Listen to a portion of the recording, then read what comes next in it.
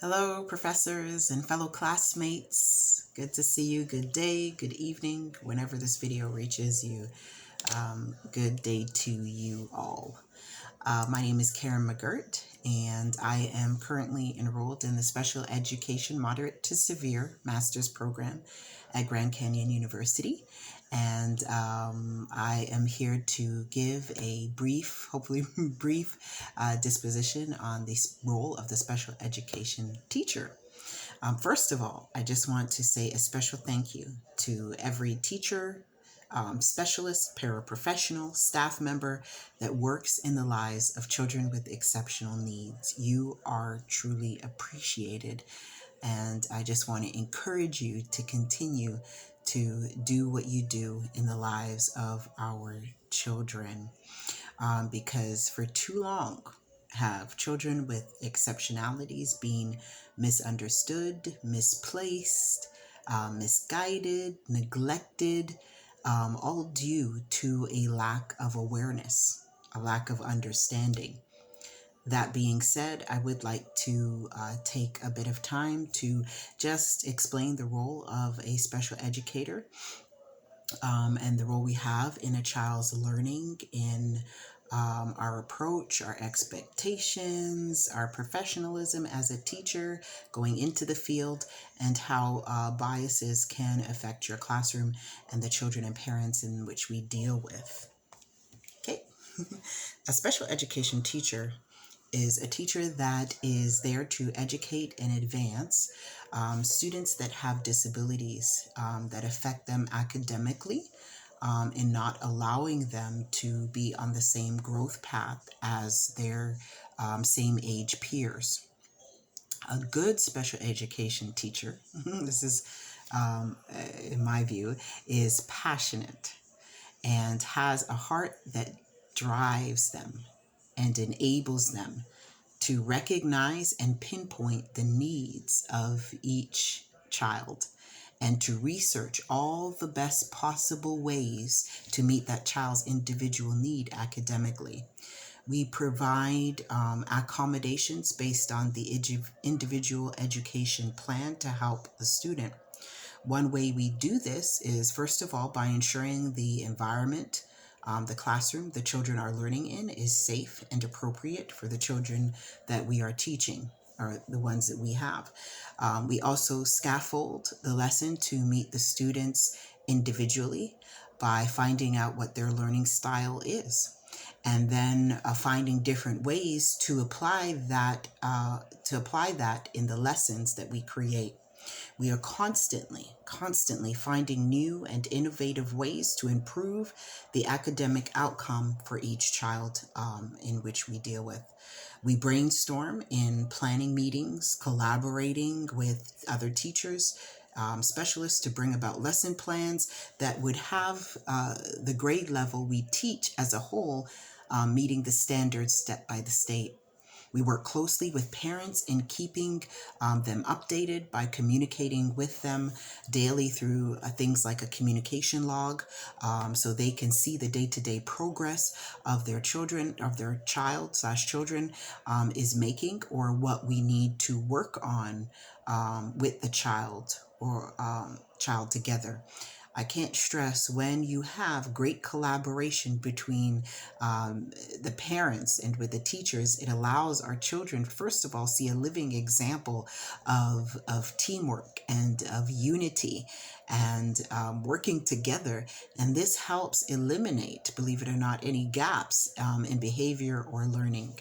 It definitely helps in that. Recently, there has been a shortage of special educators. This causes a gap and a lack of awareness to happen when it comes to children with exceptional needs.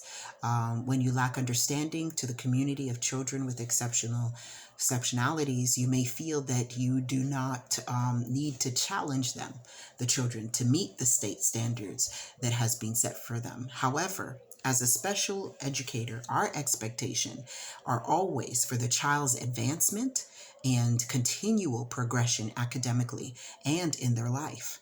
Our goal is to challenge our children to meet the expectations set before them.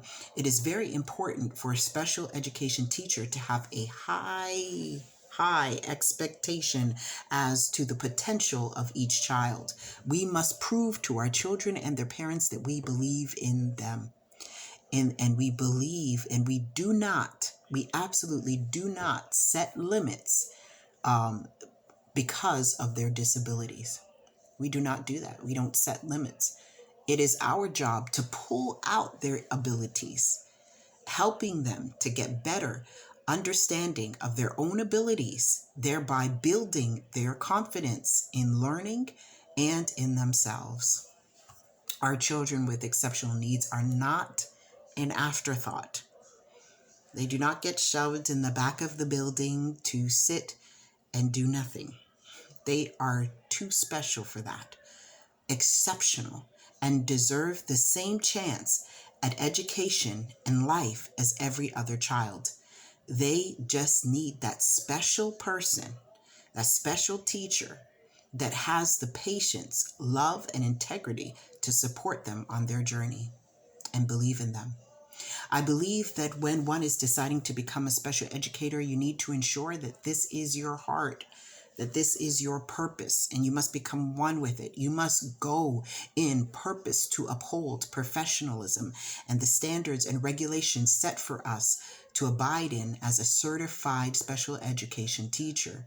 Once we become immersed in our God-given purpose, it allows us to operate in a way that would exhibit attributes conducive and very helpful to our environments.